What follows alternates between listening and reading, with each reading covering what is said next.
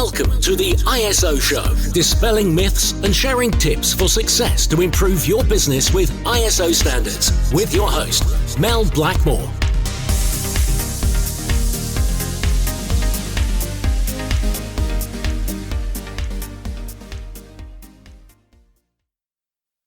Hello and welcome to the ISO Show. Today, my guest is Richard Matheron, who is the Quality and Continuous Improvement Manager at BP Chargemaster. Now, I'm absolutely delighted that Richard's joining us today because he's going to be sharing with us about his journey over the last 3 years in taking what in effect was an SME that was manufacturing electric charging points for vehicles through to a global organisation, which is BP Chargemaster. So BP bought out Chargemaster a couple of years ago, and he's going to be sharing with us his experience and knowledge on quality management standards. And the company is also certified to ISO 14001 on environmental standards. But we have a really interesting conversation around continual improvement, which I think will be beneficial for all businesses, whether they're certified to ISO standards or not. And he's got lots of information and hints and tips to share with us on continual improvement based on his experience. So welcome, Richard. Hi there, Mel. Good to see you again. And you, yes, thanks for coming on to the ISO Show. Richard, before we begin, could you just share with our listeners something that not many people might know about you? Yeah, well, I'll say not a lot of people know about me, but people who know me closely will know. But me and my wife teach dance, so we teach modern jive. And up until the pandemic hit, we were doing this on a weekly basis. We've been teaching dance for around about 10 years now. But I've always been a dancer, and I've done tap dance and lots of other ballroom type dances as well. So, yeah. Most people wouldn't know that about me in the business world, but like I say, my friends would. No, I certainly didn't. And obviously, I've known you for a couple of years now. So, yes, I'll be thinking about you when I'm watching Strictly Come Dancing on Saturday night then now, and might be coming along for a few lessons after the pandemic, hopefully. Yeah, we can show you how, not necessarily ballroom, we teach modern jive, but we can do most ballroom dances as well. So, I bet that keeps you quite fit, doesn't it? I mean, when I've been watching Strictly Come Dancing, it's like a full-on workout with certain dances, isn't it? Yeah, it's one of those things, you use a lot of nervous energy when you're first doing it, but once it becomes quite natural, you tend to relax, so you don't use as much energy. So it's a bit of a weird thing, but it does keep you fit. It does keep you fit and healthy, and it keeps your brain alive as well. So it's good for your mental attitude.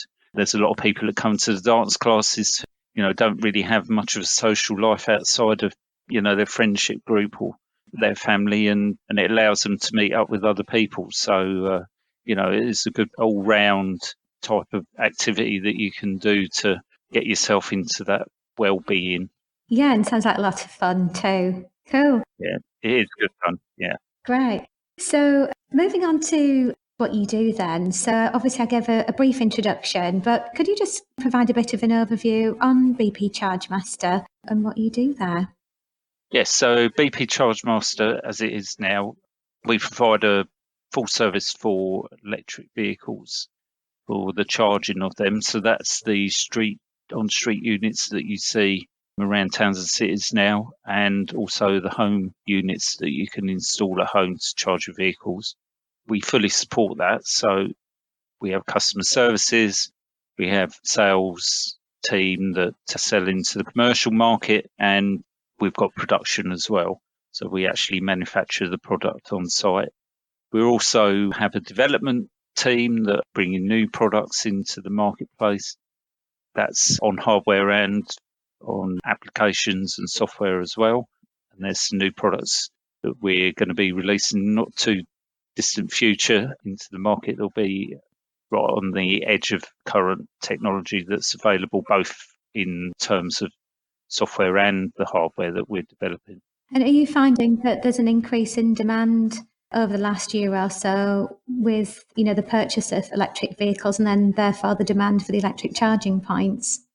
Certainly through the lockdown periods, there's been a real change in the way that company vehicles are being purchased.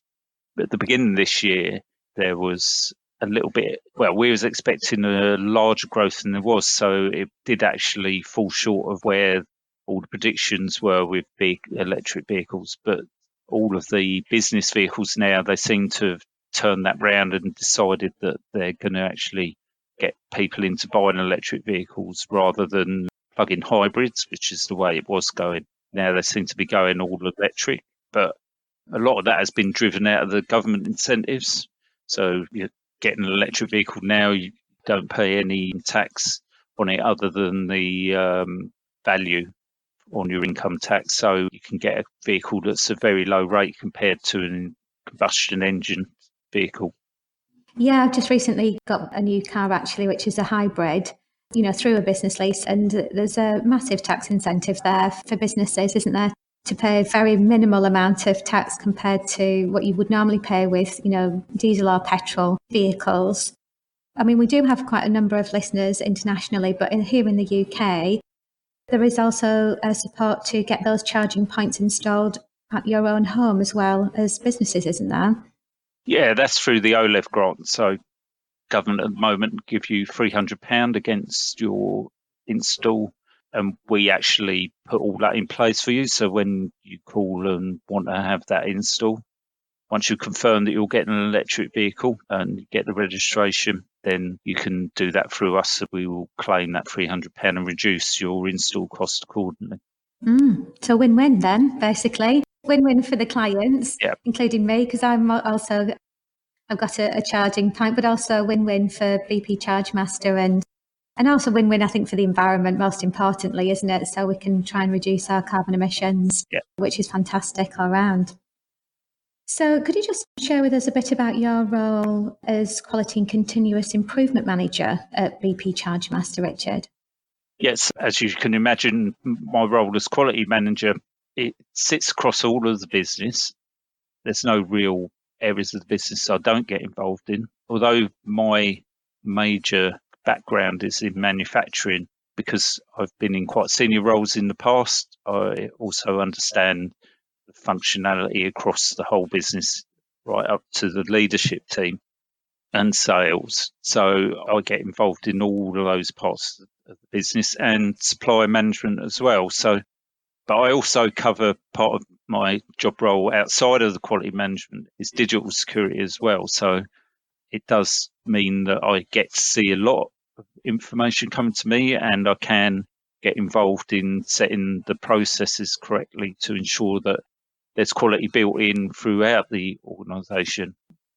And, I personally, although I'm called a quality manager, and we do refer to the ISO standards as being quality management, I do like to talk about, business management rather than just quality management as what I'm involved in, and it's getting that improvement in business management, not just quality, that I try and drive through. So, and I do try and coach people rather than just being quite, trying to put all the gates in the way of improving quality. I do try and coach people through to understand how we can make business improvements without just using the term quality, because I think sometimes quality can be overused as a driver, especially in our environment. I think, just good business practice. So I'd say, although I've got quality manager in my title, I'd like to think that I'm a business improvement manager. Yeah, I think that's a great way of putting it, Richard. Because I think sometimes in the past, if there is a quality manager within a business, some people think, the quality is their responsibility. Like if it was a HR manager, HR's their responsibility. Well, actually, no, quality is part and parcel of the business, isn't it? And it shouldn't be seen as being something that's separate. It's inextricably linked with what everybody does every day within the company.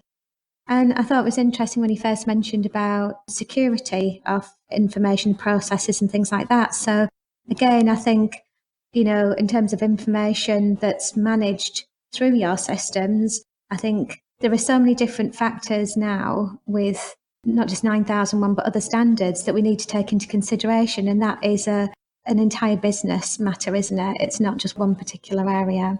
Yes, that's right. Well, for us, it's just becoming more and more important. And that's just purely because of the bulk of data that we're now handling. And, data is very valuable in business use because you obviously analysing what your customers want. But, it's very useful to all kinds of other people, including criminals. So, making sure that our digital security is ever present as quality, as health and safety is really important in the current environment. So being involved in that really sort of works with me in my quality manager role, that I get to see every aspect of the business rather than just being stuck in a manufacturing type environment or just in the service environment within the business. I get to see it all, warts and all, should I say. Yeah.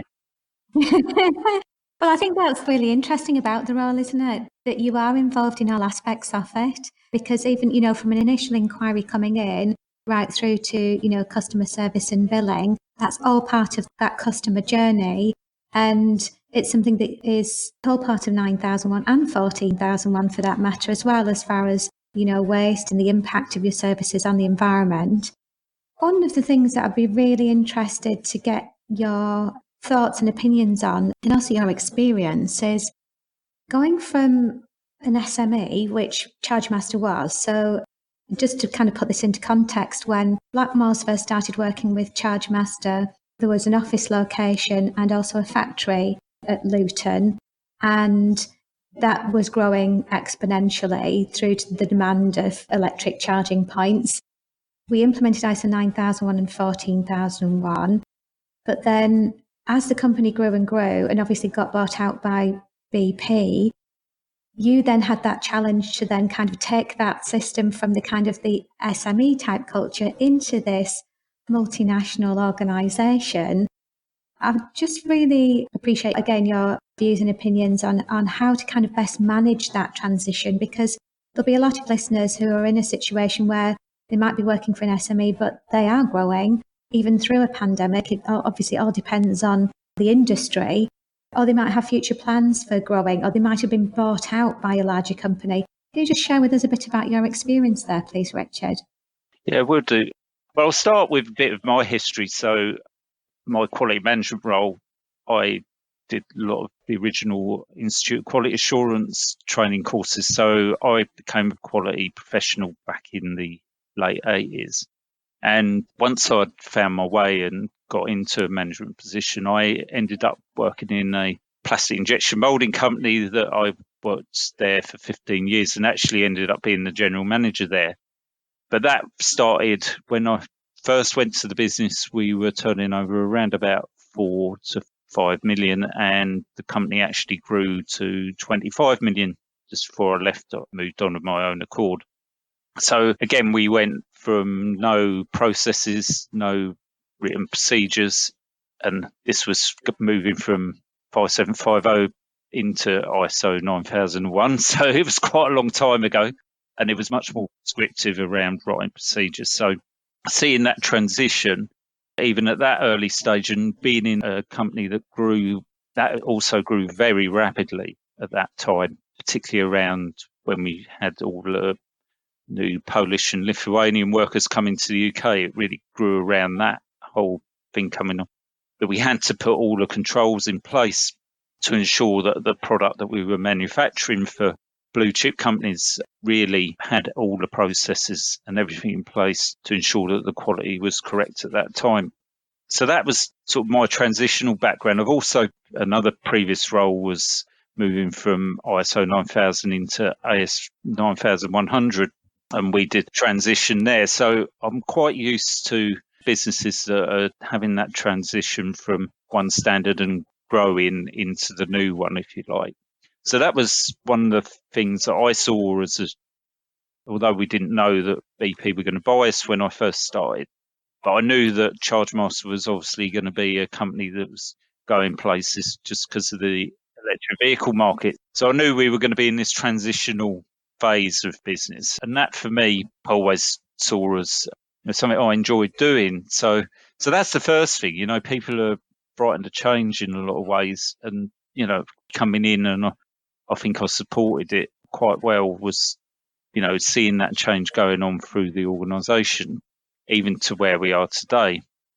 But our biggest challenge now, particularly around procedures and processes, although we were just talking about me being involved in everything, I cannot sit in that role going forward because the organisation is just going to outstrip me, and I just will not have the knowledge with the pace of change that's going on currently. I mean, there is just so much change going on that if I do not hand the responsibility for the processes over to the department managers, then it just won't work within the current organisation. And that's really within the context of ISO, both 9001 and 14001, which is really our biggest challenge, is how do we get the other department managers to realise that having business excellence in place for the standard means that they need to take on the responsibility of ensuring their processes are firstly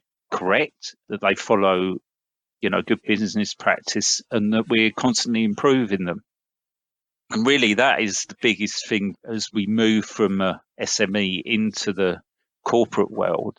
There is much more expectation about this. I mean, I don't think many corporate organisations actually have someone who's designated as a quality manager anymore. From my knowledge, most of them, they do already hand off the quality role to other managers to form within their organisation. Obviously, the standard doesn't require a quality manager as such now. It just requires a person to coordinate it. So that old school quality manager role is going away anyway. So I think, you just got to come into it with a different thinking and not be afraid of change. As an SME, you'll probably, as a quality manager in an SME, you will have that quality role. You will have people referring to you as the quality manager, the person who holds all the strings to make quality happen. And as you move into the corporate world, you've got to cut those strings basically. Yes, I think you mentioned then about, so it sounds like the key then is, once you're involved in those processes and the development of them, the key piece is to get those different functions, departments and process owners involved so that they then take ownership and then they run with it themselves. That's right. But then obviously having that kind of framework in place. And I think one of the things I'd like to touch on next really is about the fact that you've got continuous improvement manager within your role as well as quality. And I think that's really key, isn't it? Especially if you're moving from an SME into a world-class business like BP Chargemaster is. How do you manage that change? And it's got to be through continuous improvement, hasn't it? You've just got to kind of keep taking those opportunities for improvement each day, implementing them, communicating them, delegating them. And one of the things that we talked about in a previous conversation, Richard, was about the work that you're doing around continuous improvement. And could you just share that with some of our listeners, please? Yeah, so continuous improvement for me is just, it's the bedrock of everything we're trying to achieve within the quality role. We have to accept that people are going to do things wrong and, processes aren't going to be quite correct. How do we make those issues or problems, how do we turn them into opportunities to improve? And, these are all words that everyone uses all the time when they're talking about quality and quality management. But through my previous roles, we've done various things to try and continue to improve in the way we work.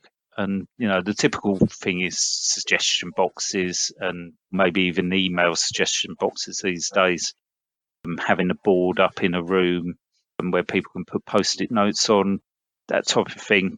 But a lot of the time, there's no real pressure behind them to get them done. So a lot of continuing improvement activities sort of fall by the wayside because the business pressure normally takes over.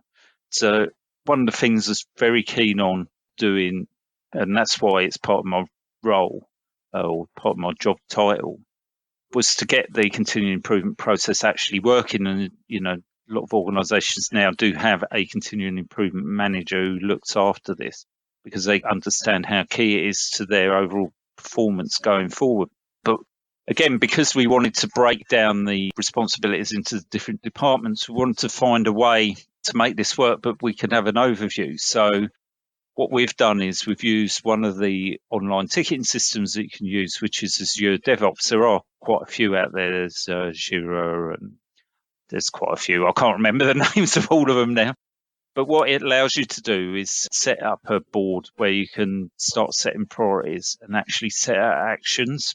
And there's a process behind this so that we're starting to use 8D methodology for the way that we're actually developing the continuing improvement process. So, can I just interrupt you there a second, Richard? For those listeners that don't know what 8D is, you just want to explain what that is? Yeah, so it's 8 disciplines, which is what you follow through. So start thinking initially about how you define the issue, then do any containment action, then carry out the preventive corrective action. So, for example, if you've got a product that's faulty, you may decide to change a fuse. So that's prevent corrective action. And then start doing some root cause analysis is the next point, and then put a longer term corrective action in place. So that, like in that example where you're saying sort the fuse out, you might decide that you're going to change the design on the product to accept a lower rate fuse. So then you look at any other products that could have a similar fault, and then you congratulate the team. So that's the various steps that you go through. But with us, what we're doing, we're not always looking at root cause preventive action in all cases, but we are trying to get people to think about that. I mean, in lots of cases with continuous improvement, as you start to delve down, there will be issues where you would really benefit from looking at root cause analysis and start using those types of tools like 5 whys, fishbone diagrams, and is this not tables, and all the various tools that are out there to start doing root cause analysis to really dig down and find where the problem is. We've got a few examples currently where they're more service related. I mean, because these normally get applied to product rather than service, it's a lot easier to pick out, or, it's because in past history, we've always thought about root cause analysis to do with product. It's less easy to think about how that works with service industry. So, but just as relevant though, isn't it? Yeah. I think it has to be said, and especially as I think we've seen the benefits in applying this in professional services organisations. Looking at the root cause is vitally important, isn't it, when you're in a service-based organisation? Yes, that's right. Yeah, I mean, it's like we had a payment system problem. So our phone bills were paid in a certain way, and for some reason there was a credit limit put on it, and we didn't understand what that credit limit was, and we kept falling into it, and we did a root cause analysis on it, and we just didn't understand it. So we did a root cause analysis and talked to the provider, and we removed the credit limit. But the thing is, would you understand that if you didn't do the root cause analysis? We certainly didn't. And in the end, it was just a simple solution, wasn't it? And quite often it is, isn't it? But until you take the time to just kind of take a step back to look at what the underlying issues are, you keep firefighting, don't you? And still kind of keep dealing with the same old issues. And it's just waste time, doesn't it? So, and quite often it is a very simple solution when you've got all the right facts and information.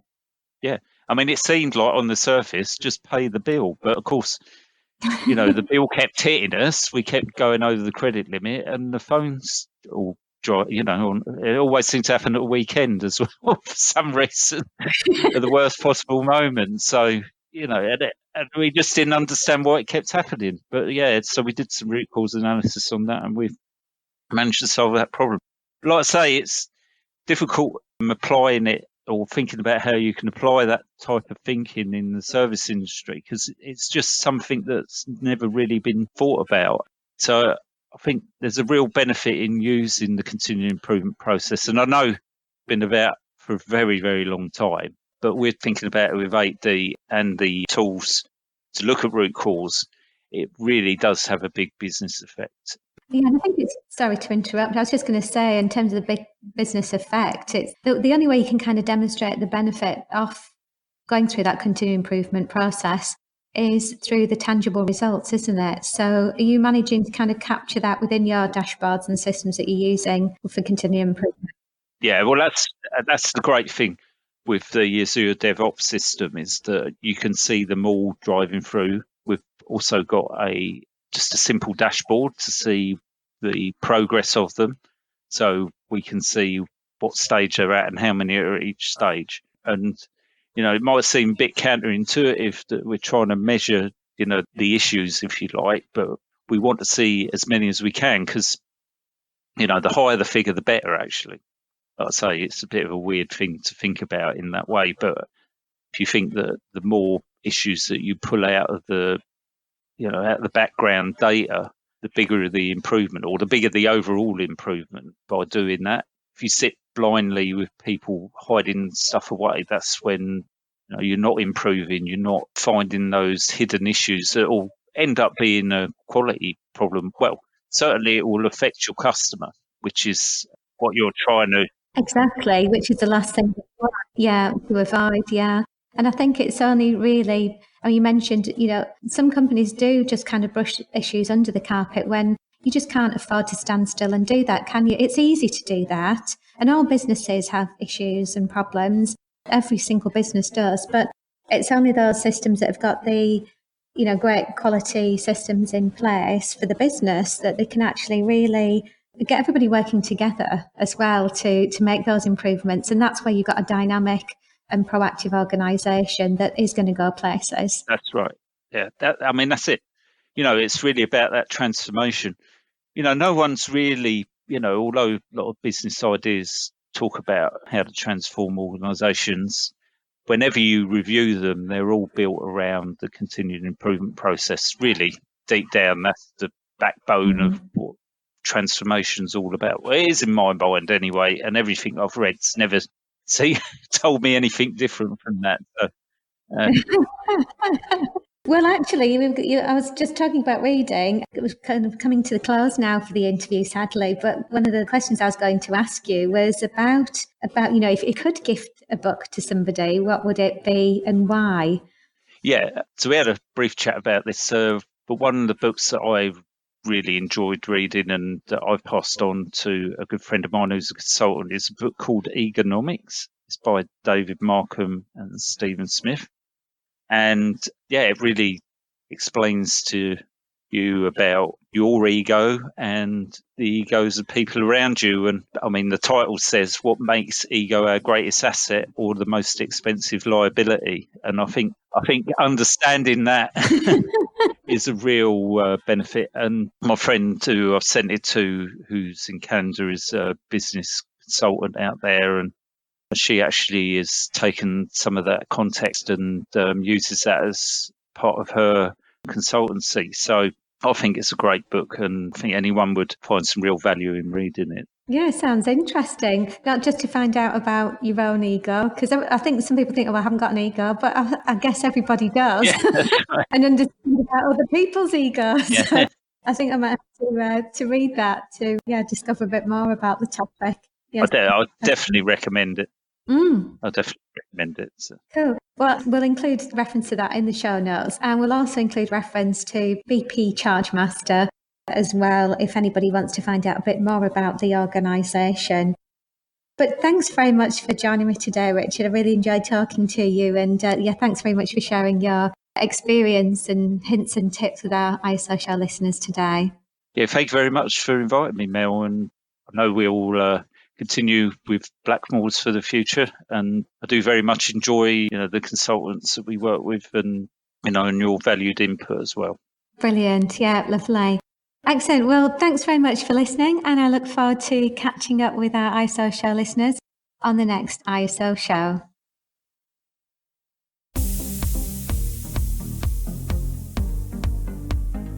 Looking to use ISO standards to drive better business practice? Contact us at blackmoresuk.com to access further information and book your free 15-minute call.